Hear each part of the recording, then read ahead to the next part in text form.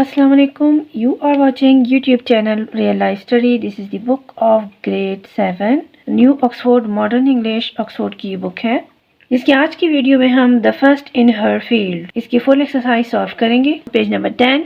Today we are going to solve full exercise of this unit. First of all, comprehension. Comprehension have so many questions which I have already solved and make a note for you. Next question is working with word. Working with word में transitional devices जो कि grammar के about है, इसके बारे में आपको समझाऊंगी. और नेक्स्ट पेज पे इसी के अबाउट 2 क्वेश्चन हैं जिन्हें मैं ऑलरेडी सॉल्व करके आपके लिए नोट तैयार कर चुकी हूँ. Next question is C listening and speaking. They have about 3 question and in the end of the chapter composition. Composition में पैराग्राफ है, पैराग्राफ के अबाउट क्वेश्चन है. कंपोजिशन में तकरीबन 4 क्वेश्चन हैं जिनके मैंने नोट बनाए हुए हैं, आपसे शेयर करूंगी, इसलिए वीडियो पूरी देखिएगा. फर्स्ट क्वेश्चन की तरफ चलते हैं. First question comprehension. कंप्रीहेंशन का मतलब है समझ कर पढ़ना. Answer the following question. First question है what is the title of lieutenant general Nigar Johar's current role in the army. The title of lieutenant general Nigar Johar's current role in the army is surgeon general. Next question B है what is the significant about Johar becoming a lieutenant general. Answer देखें. Johar became the first and only female 3-star general in Pakistan's army, breaking general barrier. यानी lieutenant general Nigar जौहर पाकिस्तान की पहली खातून है जो कि 3-स्टार general है, जिन्होंने, क्योंकि इससे पहले कोई फीमेल 3-स्टार नहीं बनी थी, तो ये फर्स्ट वुमेन है जिनको ये एजाज़ हासिल है. सी क्वेश्चन है where was Nigar Johar born. Nigar Johar कहाँ पर पैदा हुई थी. What do you know about this place. क्या आप इसके बारे में जानते हैं जहाँ वो पैदा हुई थी. You can find information through the internet. आप इसके अबाउट इंटरनेट में भी सर्च कर सकते हैं, क्योंकि जैसे ही आप लेफ्टिनेंट जनरल निगार जौहर के बारे में लिखेंगे तो काफ़ी सारी इंफॉर्मेशन आपको इंटरनेट पे अवेल हो जाएंगी. कुछ मैंने भी लिखी हुई हैं, आपसे शेयर करूंगी. Lieutenant general Nigar Johar was born in Panchpir, a village in the Swabi district of Khyber Pakhtunkhwa, Pakistan. Located near the Indus River and surrounded by hills, Panjpir is the culturally significant village with historical ties to the Pashtun community. ये जो गाँव है जहाँ general Nigar जौहर पैदा हुई थी, ये एक तारीखी जगह है पश्तून कम्युनिटी की. The village has grown over the year and is notable for its natural landscape, including the nearby Panjpir mountain. It's roughly 100 kilometers from Peshawar and Islamabad, connecting by M1 motorway. जिस इलाके से general Nigar जौहर belong करती हैं उसके बारे में थोड़ी सी information मैंने यहाँ पे लिखी हुई है. Who did not want Johar to join the army. कौन ये चाहता था कि लेफ्टिनेंट जनरल जो जौहर हैं वो आर्मी को ज्वाइन ना करें. तो जी उनके फादर थे. आंसर में आपने लिखना है जौहर फादर. जौहर फादर. ये वाले जो क्वेश्चन है इनके आंसर आपको लेसन होता है, चैप्टर होता है, इससे आपको मिल जाते हैं. लेकिन ये वाला लास्ट वाला ये क्वेश्चन जिसमें लिखा होता है डिस्कस इट फर्स्ट, इसको आपने अपने ही अल्फाज में लिखना होता है.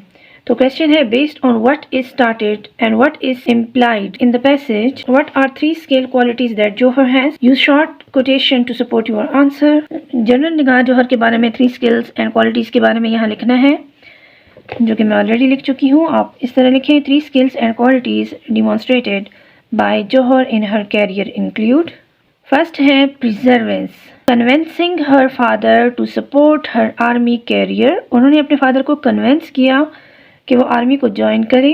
नेक्स्ट है commitment to learning, continuing to study at a high level while serving. उन्होंने अपनी जो स्टडी थी, जैसे कि आप इस चैप्टर में पढ़ भी चुके हैं, कि अपनी स्टडी का जौहर ने छोड़ा नहीं बल्कि कंटिन्यू रखा. नेक्स्ट है leadership. Leadership managing Pakistan largest military hospital during कोविड-19. तो ये 3 स्किल जो मेन स्किल थी यहाँ पे मैंने लिखी हुई हैं. कौन कौन सी हैं. Perseverance, commitment to learning and leadership. Next B working with words की तरफ बढ़ते हैं, जिसमें ट्रांजिशनल डिवाइसेस के बारे में तफसील से समझाया गया है. ट्रांजिशनल डिवाइस वो वर्ड्स होते हैं, वो फ्रेज होता है जो कि हमें गाइड करता है किसी रीडर को, यानी पढ़ने वाले को. अगर हम कोई टेक्स्ट पढ़ते हैं तो ट्रांजिशनल डिवाइसेस पढ़ने वाले को गाइड करता है. कैसे गाइड करता है. They link sentences and paragraphs together smoothly. Sentences को और पैराग्राफ को जोड़े रखता है, लिंक्स बनाता है। इन मैनी टेक्स्ट, कई सारे टेक्स्ट्स में, स्पेशली इंस्ट्रक्शन, रिपोर्ट और formal account, we use sequence markers to put the information across clearly in order. Quotation के ज़रिए आगे इसकी तफसील बताई गई है कि कैसे सीक्वेंस मार्कर्स के ज़रिए ट्रांजिशनल डिवाइस मदद करता है किसी पढ़ने वाले को, किसी रीडर को पैराग्राफ को समझाने में क्या किरदार अदा करता है। अच्छा, whereas in an exciting account और story, transitional devices are used to hold the interest of the reader. Transitional devices का काम क्या होता है कि वैसे तो पढ़ने वाला जल्दी बोर हो जाता है, लेकिन इनमें ट्रांजिशनल डिवाइसेस के ऐड करने से किसी भी टेक्स्ट में, किसी भी पैराग्राफ में कैसे ये ट्रांजिशनल डिवाइस किसी रीडर को ये वो पैराग्राफ या जो भी वो पढ़ रहा होता है उसको बोर होने नहीं देता। कैसे ट्रांजिशनल डिवाइस का यूज़ किया जाता है, यहाँ पे एग्जाम्पल गिवन है। Here is an example of transitional devices, sequence markers. Sequence markers के ज़रिए यहाँ पे एग्जाम्पल है, being used to show as a sequence. First, the most importantly, make sure you wash your hand and then clean the surface. Second, यानी ये जो underline हुआ है ये क्या है, ये ट्रांजिशनल डिवाइसेस हैं। सेकेंड, यानी आपको फर्स्ट एक स्टेप बताया गया है, दूसरा फिर आपको क्या कहा गया, ये एंड देन, और फिर आपने क्या करना है, और यानी आपको होल्ड किए रखा है कि आगे आपने क्या करना है। Second, set out all the equipment. Third को अंडरलाइन किया गया है, यानी ये ट्रांजिशनल डिवाइसेस का काम दे रहा है। Measure the ingredients into the separate bowl. On the next page there are some more example, यानी ये जो underlined words हैं, बाकी पैराग्राफ में, बाकी इन सेंटेंसेस में इस टाइप के वर्ड नहीं दिए गए हैं। जस्ट आपको होल्ड रखने के लिए ये वाले word first, second and third and then ये वाले वर्ड्स यूज़ करके रीडर को होल्ड किया हुआ है कि वो ज़्यादा देर तक इस पैसेज को पढ़ सके। अगले पेज पे कुछ एग्जाम्पल गिवन है, आइए देखते हैं। ओके, नेक्स्ट पेज पे ये टेबल गिवन है, किस टाइप के वर्ड्स ट्रांजिशनल डिवाइस में आते हैं।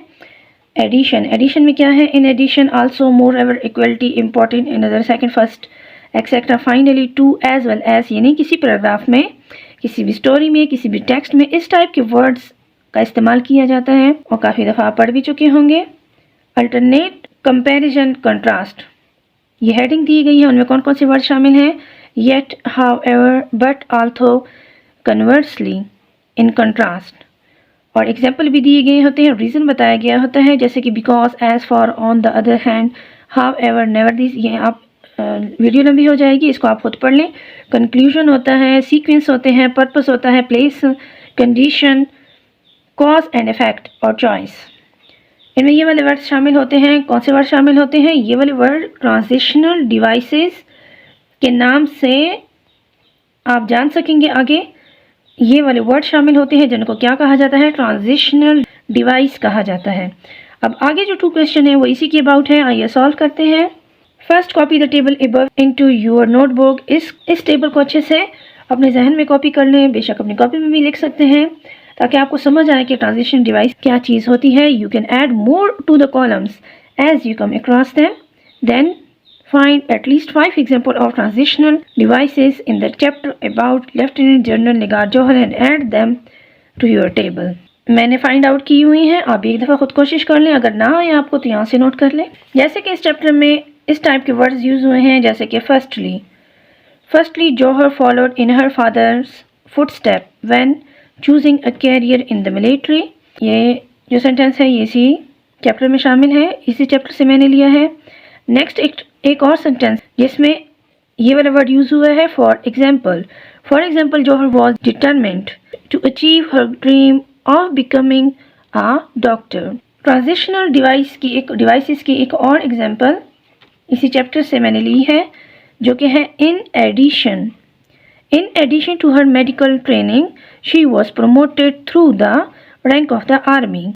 Moreover, Johar became the first woman in Pakistan's army to reach the rank of lieutenant general. As a result, she became the only female 3-star general in the Pakistan army. However, ये words भी इसी chapter में use हुए हैं जो कि मैं आपसे शेयर कर रही हूँ। However, Johar faced challenges as a woman in her career, especially with her father's initial disapproval. Today, Johar encouraged other women to be strong and pursue their goals. Working with word का एक और question जो कि है use suitable transitional devices in these sentences. The first one has been done for you. एक book वालों ने solve किया हुआ है. Once upon a time, a kingdom far, far away, they lived a dragon. Next blanks हम खुद fill करेंगे. Plants are used for many different purposes. For example, some plants are used to make medicine. Next है Shahid wanted to go to Mexico, but आपने blank में लिखना है but he also wanted to go to Morocco. Next है they went home dash the film finished. Because भी लिख सकते हैं. एक दफ़ा मैंने because लिखा, फिर मैंने इसको कट किया, फिर मैंने लिखा आफ्टर. आफ्टर जो है वो ज़्यादा सुटेबल है. The option is to save all your money. Dash you can save a title, a little and spend a little. यहाँ पे आप लिख सकते हैं but. और लास्ट है dash enjoy the cake once it has cooled. यहाँ पर आप then लिख सकते हैं कि केक को एक दफ़ा ठंडा होने दें, फिर खा लें, फिर एंजॉय करें. ये भी ठीक है और ये वर्ड भी ठीक. जो इजी लगे वो आप यहाँ पे लिख लें. मैंने ये लिखा हुआ है afterward enjoy the cake once it has cold. C है listening and speaking. Collate all the information about. इस वर्ड को देखें, ये लिखा हुआ है कोलेट, कलेक्ट नहीं लिखा हुआ, ये लिखा हुआ है कोलेट. कोलेट का क्या मतलब है? कोलेट का मतलब है ऑल द इंफॉर्मेशन अबाउट, यानी के बारे में, मुतल्लिक. किसके बारे में? किसके मुतल्लिक? निगाह जौहर की लाइफ के मुतल्लिक आपने इंफॉर्मेशन जो है वो लेनी है. And discuss it in detail with your friend. और अपने दोस्तों के साथ फिर वो जो इंफॉर्मेशन जो आपने ली हो, जहाँ से भी आपने ली हो, फिर आपने अपने उन दोस्तों के साथ, अपने फ्रेंड्स के साथ वो इंफॉर्मेशन जो है वो शेयर करनी है. तो ये ऑरल एक्टिविटी है. और अगर कभी आपके एग्ज़ाम में इस तरह का क्वेश्चन आ भी जाए तो आगे निगाह जौहर की लाइफ के बारे में काफ़ी सारे क्वेश्चन और पैराग्राफ मैं आगे आपसे शेयर करूंगी. आप उन पैराग्राफ को या उन इंफॉर्मेशन को इस क्वेश्चन के आंसर में एडजस्ट कर सकते हैं. नेक्स्ट क्वेश्चन है use the passage to find out about the pathway to becoming a lieutenant general. उस पैसेज को फाइंड आउट करें जो कि lieutenant general. If you can, अगर आप कर सकते हैं, do further research using the internet और books to find out more about different rank. Make a flow chart to display the army rank in order. Include brief detail about each rank such as the marks on the uniform. इस question में कहा गया है कि lieutenant general तक के जो officers के जो रैंक हैं आर्मी के, उसके अबाउट आपने फ़्लो चार्ट बनाना है. फ़्लो चार्ट में सिर्फ ये नहीं लिखना कि कौन सा रैंक के बाद दूसरा वाला रैंक कौन सा है, और ये भी लिखना है कि इन ऑर्डर में उनको लिखना है. और फिर ब्रीफ डिटेल भी, एक अच्छी खासी डिटेल भी लिखनी है उन रैंक के अबाउट. और साथ में उसकी यूनिफॉर्म में मार्क होते हैं, यानी जब रैंक चेंज होता है तो यूनिफॉर्म पे लगे जो मार्क होते हैं वो भी साथ साथ चेंज होते रहते हैं. इसके अबाउट मैंने नोट बनाया हुआ है, आपसे शेयर करूंगी, साथ में समझाऊंगी भी. यहाँ देखें, सबसे पहला रैंक जो होता है वो होता है second lieutenant. Starting rank after commission. जब कोई बंदा ऑफिसर एज ऑफिसर भर्ती होता है, आर्मी को ज्वाइन करता है, तो सबसे पहला रैंक उसको कौन सा लगता है? सेकंड लेफ्टिनेंट का रैंक लगता है. और उसकी रिस्पॉन्सिबिलिटी क्या होती है? The entry rank for the officer typically given to fresh graduates who join the army through training academies. First rank लगने वाला रैंक होता है सेकंड लेफ्टिनेंट का. और इसका यूनिफॉर्म कैसे होता है? 1 स्टार शोल्डर एपैलेट. 1 स्टार लगा होता है किसको?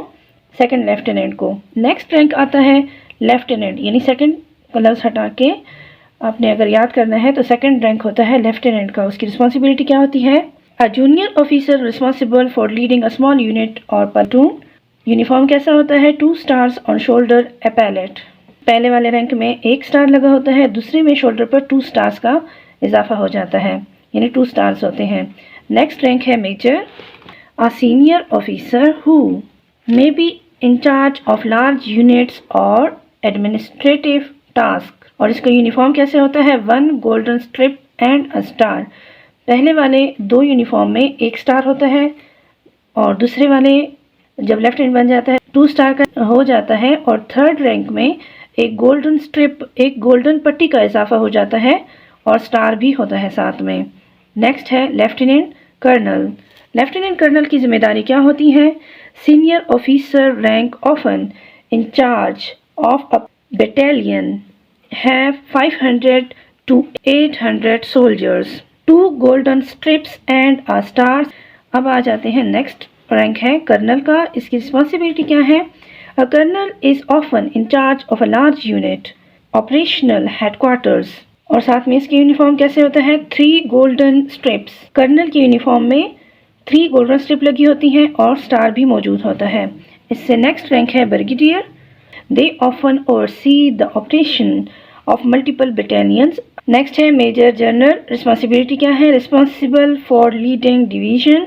लेफ्टिनेंट जनरल, आगे रैंक है लेफ्टिनेंट जनरल का। रिस्पॉन्सिबिलिटी है lieutenant general commands large formation such as corps. They are responsible for overseeing strategic and operational military decisions। अब चूंकि ये रैंक बहुत बड़ा हो जाता है, काफ़ी सारी रिस्पॉन्सिबिलिटी भी यहाँ बढ़ जाती है, तो एक बहुत बड़े पैमाने पर ऑपरेशनल मिलिट्री डिसीजन जो होते हैं वो भी इस ऑफिसर के ज़िम्मे होते हैं। और इसकी यूनिफॉर्म में 3 स्टार्स होते हैं and special insignia.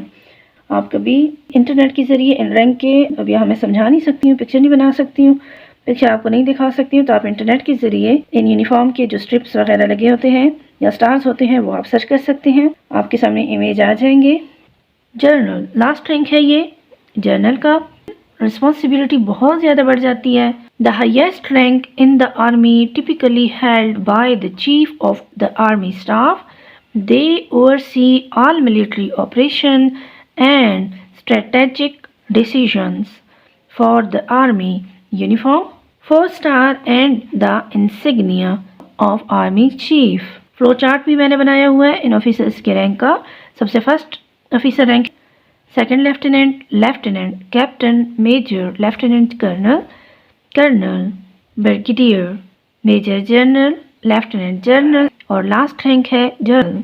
Next question की तरफ मूव करते हैं। लिसनिंग एंड स्पीकिंग का थर्ड क्वेश्चन है plan and draft a short speech about 1 to 2 minutes longs. ये तो क्वेश्चन आप खुद सॉल्व कर सकते हैं, ये ओरल एक्टिविटी है। और ये क्वेश्चन है what you think is the most remarkable part of lieutenant general Nigar Johar career. इसका आंसर देखें। Early life and career development, achievement and challenges in the army. Next part D है कंपोजिशन। कंपोजिशन के सारे question मैंने solve किए हुए हैं, आपसे शेयर करूँगी। कंपोजिशन की तरफ बढ़ने से पहले अगर अभी तक आपने हमारा चैनल सब्सक्राइब नहीं किया तो चैनल को सब्सक्राइब करें। वीडियो आपकी सहूलत के लिए बनती है। वीडियो अगर आपके काम आ रही है तो वीडियो को भी लाइक करें और बाकी बच्चों से भी शेयर करें ताकि उनका भी भला हो। क्वेश्चन ये आप खुद पढ़ लें। पैराग्राफ के अबाउट यहाँ पे तफसील दी गई है, पैराग्राफ किसे कहते हैं और कैसा होता है ये आप खुद पढ़ लें। इसी के अबाउट क्वेश्चन है find 2 paragraphs with clear topic sentences in the passage about lieutenant general Nigar Johar. Answer देखें, इधर लेसन की तरफ आ जाए। चैप्टर को ओपन करें। फर्स्ट पैराग्राफ जो है वो है उसके अर्ली लाइफ के बारे में, वो कहाँ पैदा हुई, क्या हुआ, वो कौन थी, कर्नल जौहर के इंट्रोडक्शन के अबाउट है, तो ये क्लियर टॉपिक है। और ये वाला पैराग्राफ मुकम्मल उनके कैरियर के बारे में है, उन्होंने कैसे अचीव किया। नेक्स्ट क्वेश्चन है discuss and compare these 3 paragraphs from different. Here are some question to consider what kind of text in the passage form. Can you summarize the topic of each paragraph in a few words? यहाँ कुछ हमें paragraph दिए गए हैं, about 3 paragraph हैं, इनको हमने compare करना है। इन टेक्स्ट को आपस में भी इनका बताना है कि इन पैराग्राफ को हमने आपस में भी कंपेयर करना है कि कौन सा पैराग्राफ किसकी अबाउट है और किस टाइप का है, और which paragraph has a clear topic, किस पैराग्राफ में क्लियर टॉपिक किस सेंटेंस में अवेलेबल है, ये भी हमने बताना है। Which are the key words in the first sentence of each paragraph, which word make the writing impactful.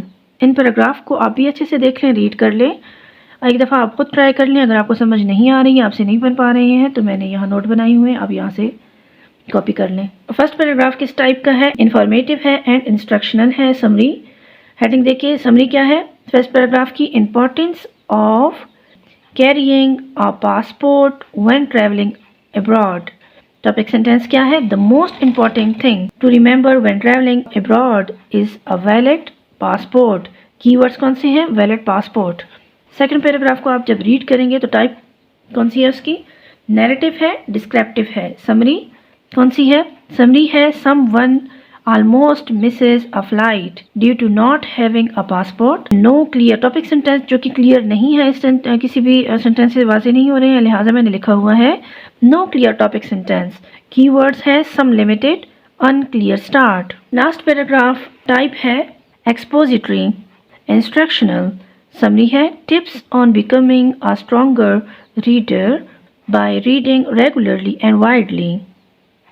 Topic sentence कौन सा है? Becoming a stronger reader in a process.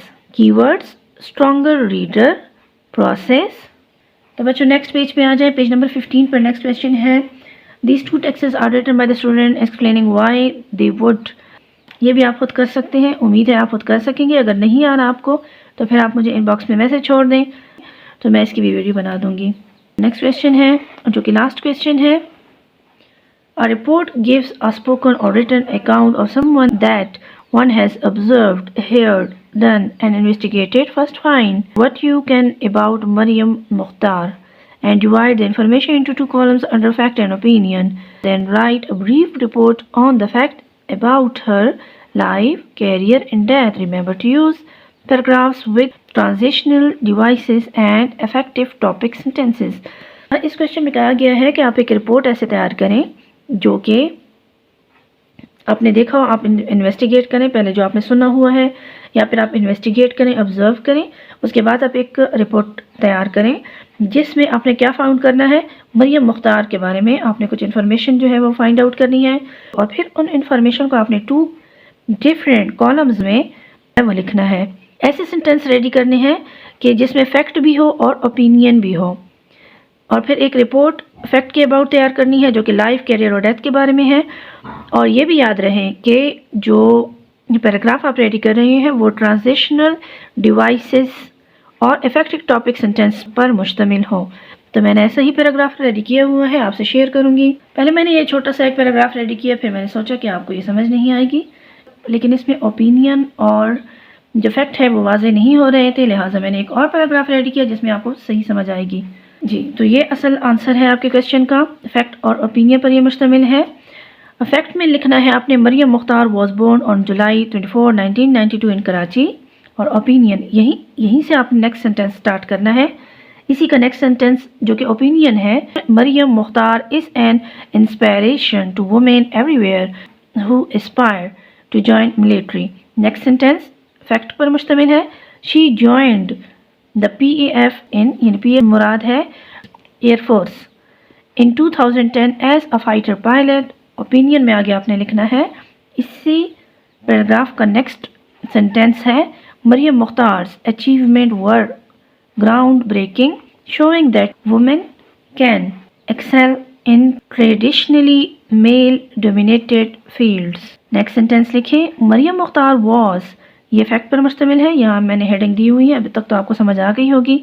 Maryam Mukhtar was the first female fighter pilot in Pakistan history. She was destined to accomplish even more if she had not tragically passed away. TRAGICALLY. She earned the Tamgha Imtiaz Military Award for her service and dedication. Maryam Mukhtar's death left a great void in the Pakistan Air Force and the nation as the whole.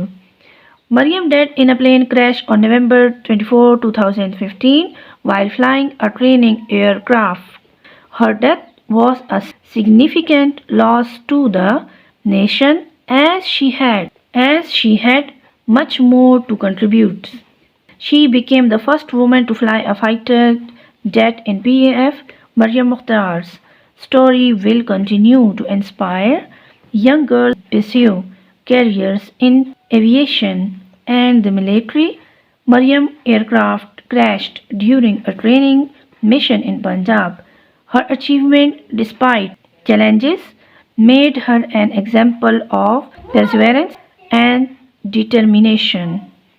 Composition तक के तमाम तर exercise इस video में solve हो गई है। Next chapter 2 है लाइट इन द नाइट की फुल एक्सरसाइज के सोल्यूशन के साथ फिर मिलेंगे। तब तक के लिए अल्लाह हाफ़िज़। दुआओं में याद रखिएगा और अल्लाह आपको भी कामयाब करें। अल्लाह हाफ़िज़।